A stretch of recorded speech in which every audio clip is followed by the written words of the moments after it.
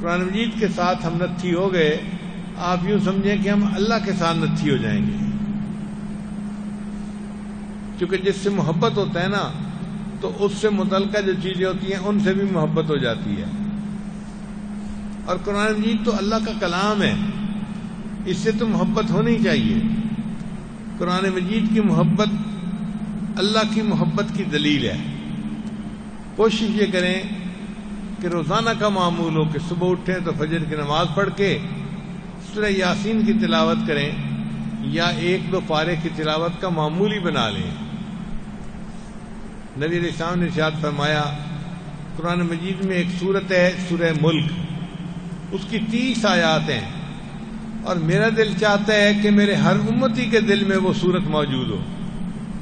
اب آپ بتائیں کہ نبی علیہ السلام کی یہ تمنا کہ میرا دل چاہتا ہے کہ میرے ہر امتی کے دل میں وہ سورت ہو، تو 30 آیات یاد کرنا کون سا مشکل کام ہے؟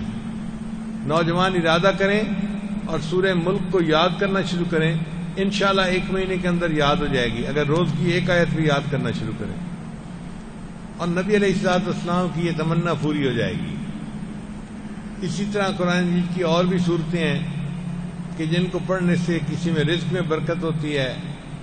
نبی السلام نے فرمایا جو سورہ واقعہ پڑھتا ہے اللہ تعالیٰ اس کو فاقے کے عذاب میں نہیں ڈالتے، جو سورہ کہف پڑھتا ہے اللہ تعالیٰ اس کو دجال کے فتنے سے بچا لیں گے۔ اور الحمد شریف جو ہے اس کا تو نام ہی سورہ فاتحہ ہے، اور ایک نام اس کا سورہ شفا ہے۔ اپنے بچوں کو سورہ فاتحہ پڑھ کے دم کیا کریں، بیماری کی حالت میں بچوں کو اللہ شفا عطا فرمائیں گے۔ قرآن مجید کے ساتھ اپنے تعلق کو اور بڑھائیں، حتیٰ کہ قرآن مجید ہمارے دل کی بہار بن جائے۔ دعا ہے کہ اللہ تعالیٰ رمضان مبارک کی برکت سے ہمیں قرآن مجید کی محبت عطا فرمائے، اور قیامت کے دن ہمیں قرآن مجید کے محبت کرنے والوں میں شمار فرمائے۔ حدیث پاک میں آتا ہے کہ جو حافظ قرآن ہوگا اللہ اس کو بلائیں گے اور کہیں گے کہ ایک ایک آیت پڑھتا جا اور جنت کا ایک ایک درجہ چڑھتا جا، ایک ایک آیت پڑھتا جا اور جنت کا ایک ایک درجہ چڑھتا جا، جہاں قرآن ختم ہوگا تیری منزل وہی ہوگی۔ اب آپ بتائیں کہ قرآن مجید کا یاد کرنا کتنا اہم عمل ہے۔ ہر آیت پر قرآن مجید پڑھنے والے کو ایک درجہ جنت کا اوپر ملتا جائے گا۔